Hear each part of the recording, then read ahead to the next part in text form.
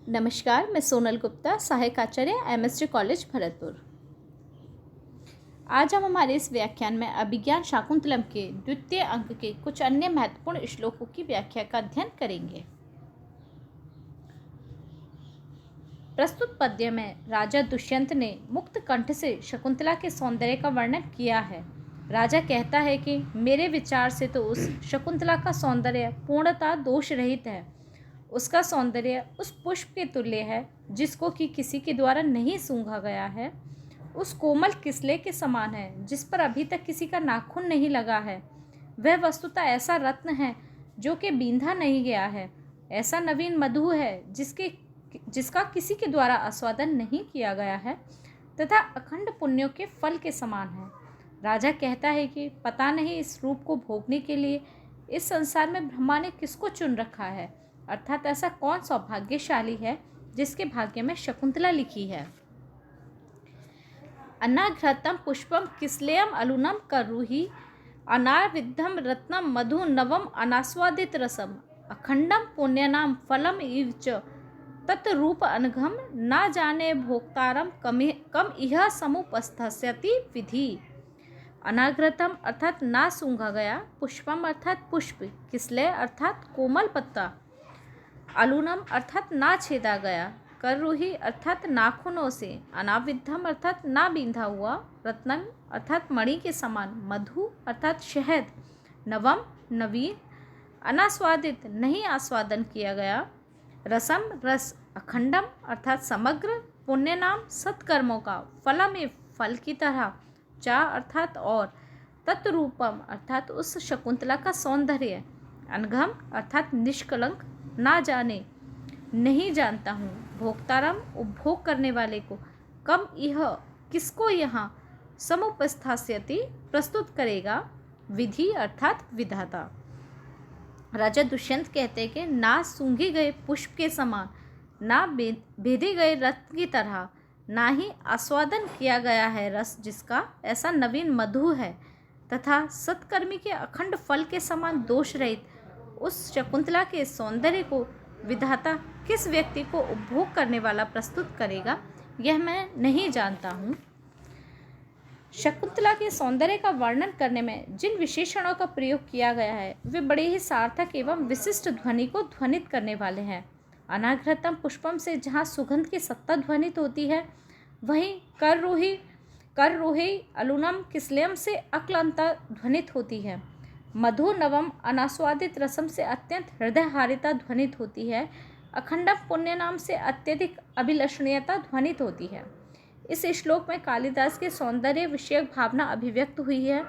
कालिदास ने शकुंतला के रूप को निष्कलंक तथा परम पवित्र बताया है और ध्वनित किया है कि सर्वथा दोष वर्जित सौंदर्य उपासनीय, श्लाघ्य एवं उपभोग्य होता है।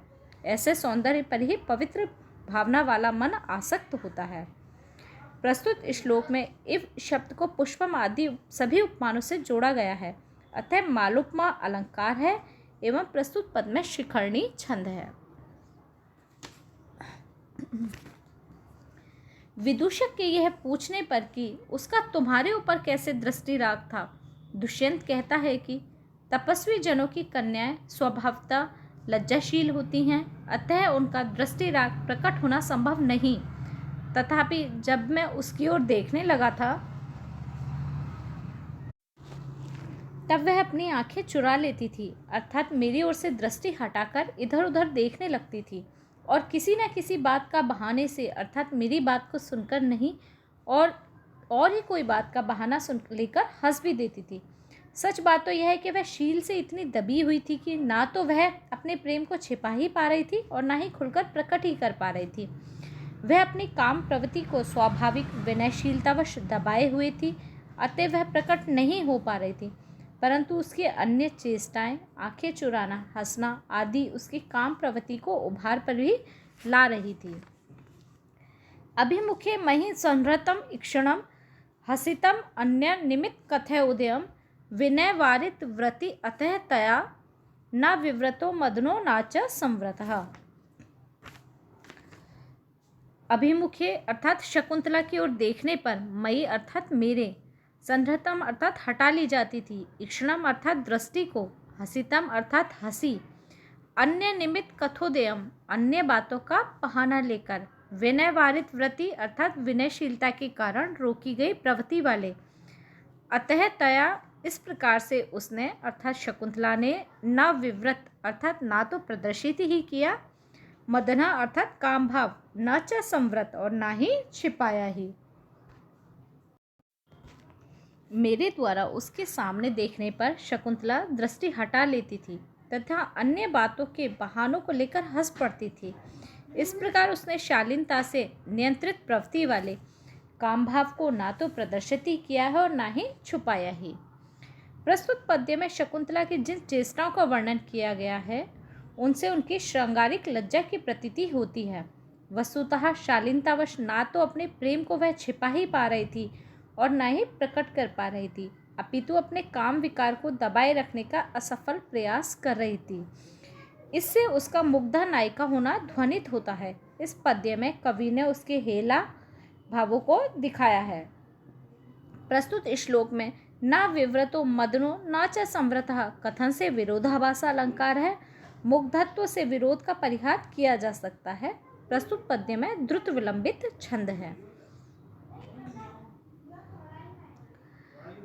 राजा कहते हैं कि जब वह जाने लगी उस समय शिष्टता की रक्षा करते हुए उसने अपना प्रेम प्रकट कर ही दिया था, क्योंकि एक दो पग चलकर ही वह तन्वी शकुंतला सहसा अनवसर पर ही अर्थात जबकि ऐसा करने का कोई अवसर ही नहीं था, यह कहकर रुक गई, अरे मेरे पाँव में डाब का कांटा चुभ गया है।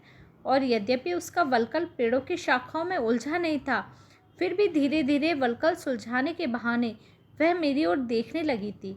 इस प्रकार मेरी ओर देखते हुए वह कुछ देर खड़ी रही। दर्भा कुरेणु चरणा छता इति अकांडे तन्वी स्थिता कतिचेदेव पदानि गत्वा आसीत विव्रत वदना च विमोचयन्ति शाखाशु वल्कलम असक्तम अपि द्रुमणाम।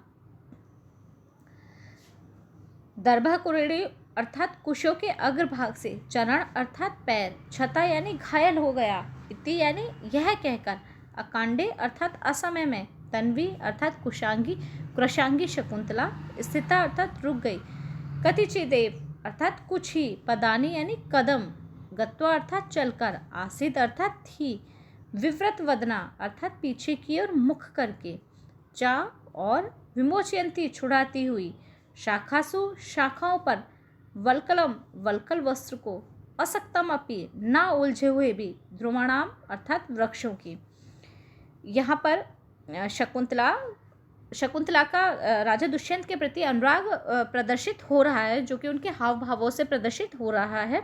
तो राजा दुष्यंत कहते हैं कि वह कृशांगी शकुंतला कुछ ही पग चलकर सहसा कुश के अंकुर से पैर घायल हो गया है, ऐसा कहकर रुक गई, वृक्षों की शाखाओं पर ना उलझे हुए भी अपने वल्कल वस्त्र को छुड़ाती हुई मेरी ओर मुख करके रुक गई थी। संपूर्ण श्लोक में नायिकागत लज्जा एवं आसक्ति और नायकगत विस्मय प्रकट हुआ है। इस श्लोक में अकांडे पद से दुष्यंत के कथन का आशय यह है कि शकुंतला निश्चित ही मुझे देखने के लिए बहाना करके रुकी थी और उसने लज्जा पूर्वक मेरे प्रति अपना अनुराग व्यक्त किया था, क्योंकि उसके उक्त हाव भाव प्रेमासक्ति के घोतक हैं। प्रस्तुत श्लोक में वसंतिल का छंद है एवं असक्तम अपि विमोचयन्ति में विरोधाभास अलंकार तथा विव्रत वदना के प्रेम भाव के प्रकटीकरण का हेतु होने के कारण यह हेतु अलंकार है। धन्यवाद।